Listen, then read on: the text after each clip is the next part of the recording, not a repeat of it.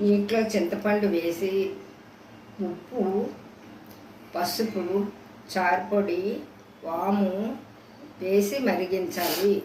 మరిగిన తర్వాత మినపప్పు, జీలకర్ర, మెంతులు, ఆవాలు, వాము, ఎల్లుల్లిపాయలు, ఎండుమిరపకాయలు, కరివేపాకు పోపు వేయాలి.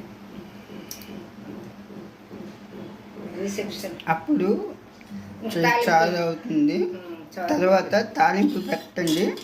తాలింపు పెట్టిన తర్వాత అయితే అందరూ చారు ఎందుకు తీసేద్దామని అనుకుంటారు, కానీ ఇక్కడ చారులో ఇలాంటివి ఎవరు వేయదు. మామూలుగా చింతపండు, ఆవాలు వేస్తారు, అంతే మరిగించేస్తారు.